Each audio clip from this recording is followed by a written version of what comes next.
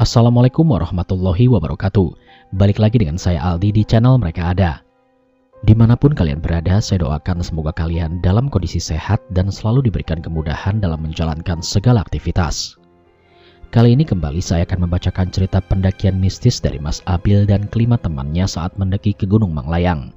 Namun sebelum mulai bercerita, saya sarankan bagi teman-teman untuk subscribe dulu channel ini. Dan jangan lupa nyalakan lonceng notifikasinya, agar selalu update saat channel ini upload video terbaru. Kalau gitu tanpa banyak basa-basi lagi, mari kita mulai ceritanya.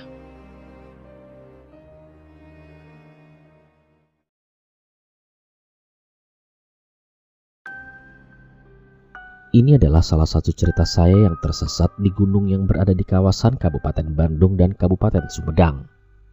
Berawal dari tidak diberi izin oleh kedua orang tua, sompral saat melakukan pendakian dan salah memilih jalur trek pendakian. Saya bersama 6 orang teman saya memutuskan untuk mendaki ke Gunung Manglayang dengan ketinggian 1818 mdpl. Sebelumnya perkenalkan, nama saya Abil dan ke-6 teman saya yang bernama Hilman, Lalang, Iyas, Arjun, Hasna, dan Nisa yang ikut dalam pendakian kali ini.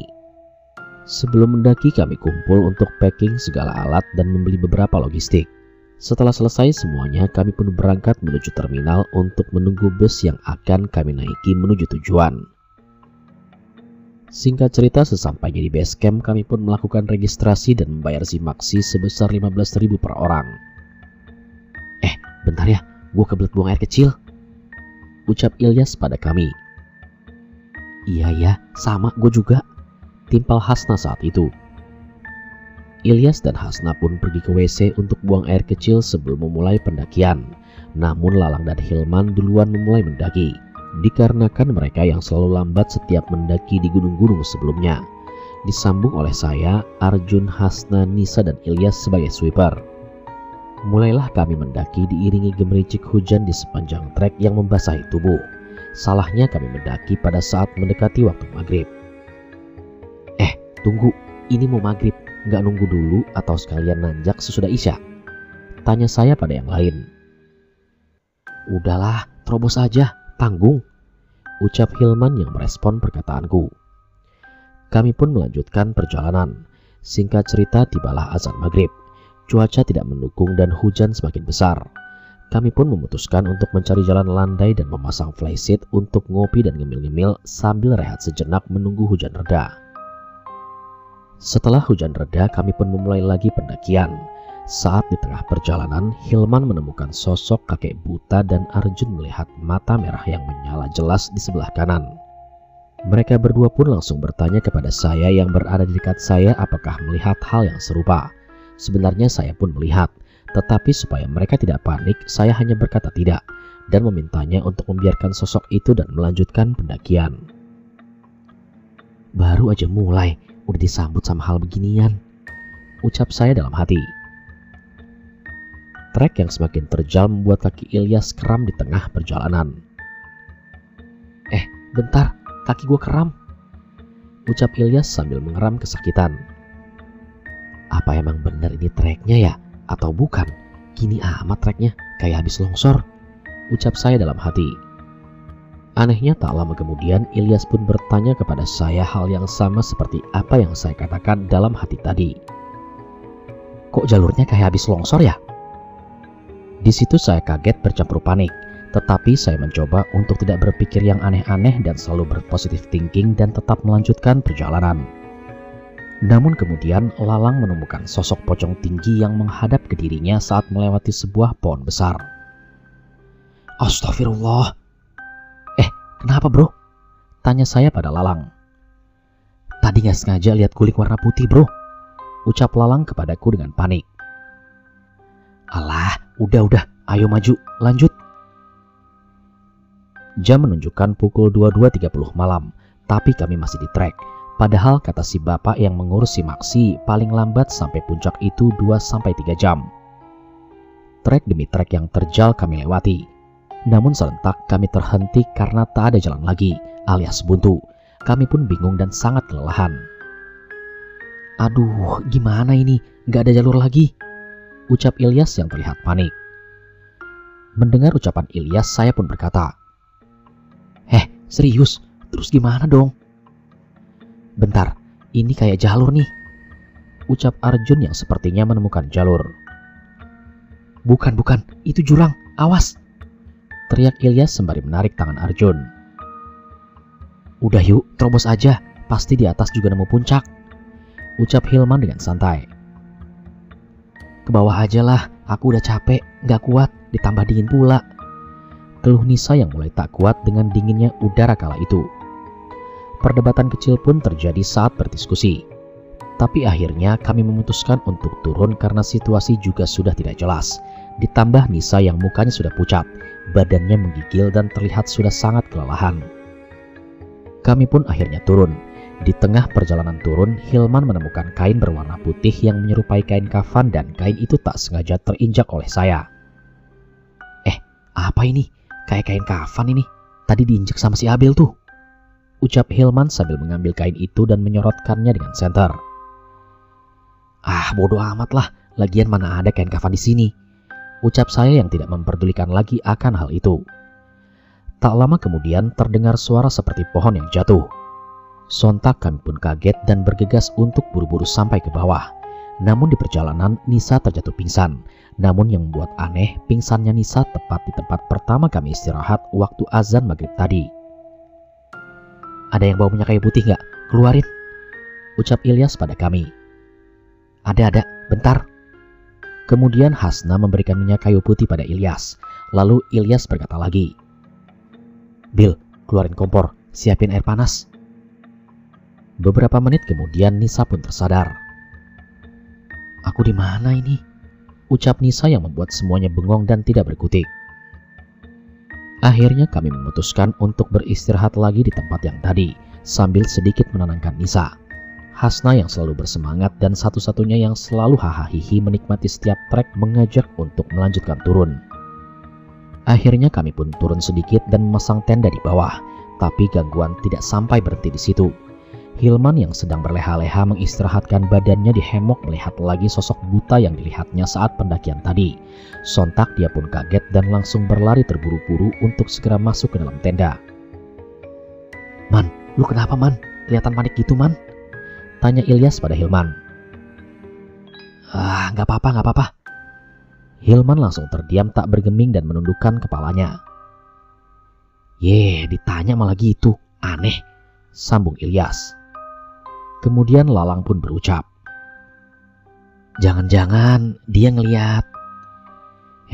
Udah, dia pasti bercanda, ucap Hasna yang mencoba berpikir positif. Tolong dong, jangan bercanda, gak kapok-kapok apa sama kejadian tadi. Ini masih di daerah gunung, belum di pemukiman, ucap Nisa dengan nada sedikit marah karena menganggap semua ini hanya bercanda. Dan tiba-tiba badan Hilman terjatuh. Semuanya sontak kaget dan langsung mencoba untuk menyadarkannya. Beberapa menit kemudian akhirnya Hilman pun tersadar. Lu sebenarnya kenapa sih man? Tanya saya pada Hilman mencoba mendapat kejelasan dari kejadian tadi. Tadi gue lihat sosok buta, badannya besar persis sama yang tadi gue lihat saat awal pendakian, jelas Hilman dengan perlahan. Serius? Ya udah, lupain aja. Mending sekarang kita masak, gue udah lapar. Akhirnya kami pun memasak logistik yang kami beli di warung dekat rumah tadi sebelum berangkat menuju gunung. Singkat cerita, sesudah kami makan dan perut terasa kenyang, kami pun ngopi dan merokok sambil menghangatkan tubuh yang dingin karena terguyur hujan saat pendakian. Namun kejadian mistis yang saya alami tidak sampai di sini. Tiba-tiba saya terasa ingin buang air kecil. Tapi saya tidak berani pergi ke WC sendirian karena kebetulan WC agak lumayan jauh dari tenda. Ada yang mau ke WC gak? Yuk bareng, gue kebelet pipis, sekalian ganti baju sama bersih-bersih, ajak saya pada yang lain. Ya udah, sama gue aja, gue juga kebelet. Akhirnya saya bersama Lalang pun beranjak pergi ke bawah. Tapi di perjalanan Lalang sontak terhenti dan langsung menyorotkan lampu senternya ke arah semak-semak. Bil, bentar Bil. Kok ada yang nyala warna merah kayak api di balik semak-semak? Karena rasa heran dan penasaran, akhirnya kami berdua menghampirinya dan ternyata tidak ada api atau apapun. Lu halu doang kali, ucap saya kesal pada Lalang. Ya ilah Bil, serius, tadi gue lihat di balik semak-semak ini. Mana? Lah ini buktinya nggak ada. Ya udah, ayo lanjutin ke WC. Udah kebelet gue. Ya udah lu aja duluan ke WC, ntar gue nyusul. Lagian WC udah dekat. Kalau gitu gue duluan ya. Awas, jangan macam-macam lu. Ucap saya pada Lalang sambil berlalu pergi menuju WC. Singkat cerita, saya pun pergi ke WC sendirian karena sudah kebelet buang air kecil. Setelah selesai dari WC, saya pun keluar dan segera menghampiri Lalang di tempat yang tadi. Tapi ternyata dia sudah tidak ada. Malah saya bertemu dengan seorang nenek-nenek tua yang sedang diam persis tepat di tempat yang tadi. Muka dari nenek-nenek itu pucat, rambutnya terlihat putih, dan matanya menoleh ke arah saya. Ini benar orang atau cuma halu doang ya? Tanya saya dalam hati sambil heran ditambah kaget. Nek, punten, lihat teman saya tadi nggak yang diam di sini? Tanya saya pada nenek itu. Namun nenek itu tidak menjawab. Ia hanya mengangkat tangan dan menunjuk ke arah tenda. Saya pun segera bergegas jalan mencari Lalang dengan sedikit demi sedikit menoleh ke arah belakang untuk memastikan nenek-nenek itu. Namun saat saya menengok ke arah belakang, nenek-nenek itu sudah tidak ada. Sontak saya pun langsung berlari dan sesampainya di tenda, saya pun bertanya. Lalang ada di tenda gak? Tanya saya pada teman-teman yang lain yang ada di dalam tenda. Lah, bukannya tadi sama lu bareng ke WC? Ucap Arjun yang keheranan. Iya emang bareng, tapi tadi dia di jalan nunggu. Jawab saya pada Arjun. Hah, gimana ceritanya? Nggak nyambung ah. Ilyas juga ikutan kebingungan. Ya udah, nanti gue ceritain. Sekarang mending kita cari Lalang dulu. Kami semua pun berpencar dibagi menjadi dua tim untuk mencari Lalang. Saya, Hasna, dan Arjun mencari ke tempat yang tadi, sedangkan Ilyas, Nisa, dan Hilman mencari ke tempat lain. Dan titik kumpul kami berada di tenda. Dan mulailah kami mencari. Ke WC dulu yuk, kok tiba-tiba gue mules? Arjun meminta kami untuk terlebih dahulu ke WC. Ya udah, sana, gue tunggu di sini aja bareng Hasna. Ujar saya sambil memberikan kode alis kepada Arjun. Alah, awas lu macam-macam. Ingat, ini tempat apa? Jawab Arjun sambil bergegas menuju WC. Lumayan lama sudah saya dan Hasna menunggu Arjun. Terpaksa saya pun menggedor pintu WC-nya. Jun, cepetan Jun. Lu di dalam buang air besar apa tidur sih? Lama amat. Ujar saya yang kesal karena Arjun tak keluar dari WC padahal perut saya juga sedang mules. Bentar Bil, teriak Arjun dari dalam. Sabar Bil, mungkin dia lagi ritual kali. Dan tak lama Arjun pun keluar. Kami melanjutkan untuk mencari keberadaan Lalang dengan berjalan santai sambil berteriak menyebut nama dia dan menyorotkan lampu senter ke kanan dan ke kiri. Dan tak lama kemudian kami pun melihat seseorang yang sedang berjalan membelakangi kami. Bentar, lu lihat gak? Itu ada orang lagi jalan. Tanya saya pada Arjun dan Hasna. Ya udah, kita samperin aja. Sambil tanya, kali aja dia ngeliat Lalang. Sahut Arjun. Kami pun mengejar orang itu dengan lari santai. Namun tiba-tiba Hasna terjatuh karena kakinya yang tersangkut oleh ranting-ranting pepohonan. Nah, lu gak apa-apa nah? Tanya saya sambil mendekati Hasna. Gak apa-apa gimana? Udah jelas-jelas sakit, ucap Hasna dengan nada kesal. Aduh, tapi obat P3K ada di keril, gimana dong? Ya udahlah, nanti juga baikan. Ya udah kalau gitu, sini manjat. Gila lu ya, udah tahu kaki gua kena ranting, lu suruh manjat. Maksud gua, sini lu manjat punggung gua, biar gua gendong. Enak aja lu malah ngambil kesempatan. Ya terserah kalau nggak mau, gua jalan duluan. Ayo Jun. Sambil menengok ke arah Arjun untuk kembali berjalan. Loh, kok lu ninggalin sih? Sebenarnya apa sih mau lu? Digendong salah, dibiarin juga salah. Dan akhirnya saya pun menggendong Hasna sambil terus mencari keberadaan Lalang sambil menuju ke arah tenda. Dan sesampainya di tenda, ternyata ada seseorang yang sedang tertidur pulas sembari memakai sleeping bag. Jun, coba senter. Itu siapa yang lagi tidur? Ucap saya pada Arjun. Pada saat senter disorotkan, ternyata yang tertidur adalah Lalang. Kampret emang. Bisa-bisanya yang lain nyariin dia malah tidur dengan santai, tanpa mikirin perasaan yang kita lagi panik nyariin dia. Ucap saya kesal dengan Lalang. Udah Bil, biarin aja. Mungkin dia capek. Alhamdulillah kalau dia udah ketemu dan baik-baik aja ya kan? Sekarang mendingan kita cari yang lain, terus kabarin kalau Lalang sudah ada. Ucap Hasna yang mencoba untuk menenangkanku. Tak lama kemudian, Ilyas, Nisa, dan Hilman datang sambil berlari kencang ke arah tenda. Kalian itu kenapa? Tanya saya pada mereka bertiga. Itu, tadi kita lihat ada nenek-nenek tua. Ucap Nisa dengan nada panik dan ketakutan. Halu doang kali lu, ciri-cirinya gimana? Tanya saya yang penasaran. Nenek-neneknya bongkok, mukanya pucat, dan rambutnya putih semua. Jawab Nisa yang menjelaskan ciri-ciri nenek yang mereka bertiga temui. Sontak saya pun kaget. Kok kayak nenek-nenek yang ketemu gua tadi ya? Gumam saya dalam hati. Di situ saya coba untuk menenangkan semuanya dan berkata, mungkin kalian halu doang kali karena kecapean.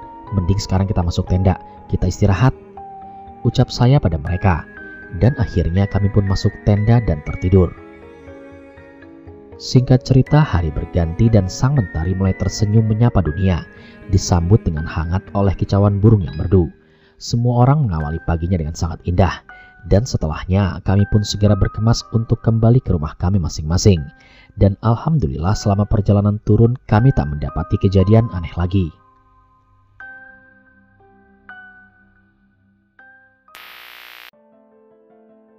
Sekian cerita pada kesempatan kali ini. Terima kasih kepada teman-teman yang sudah setia menyimak cerita di channel Mereka Ada. Pastikan teman-teman support channel Mereka Ada dengan cara menekan tombol subscribe dan menyalakan lonceng notifikasinya, supaya saya makin semangat membacakan kisah horor untuk teman-teman semua. Kalau gitu sampai di sini dulu perjumpaan kita kali ini. Sampai bertemu pada episode selanjutnya. Saya Aldi pamit undur diri dari hadapan kalian. Wassalamualaikum warahmatullahi wabarakatuh.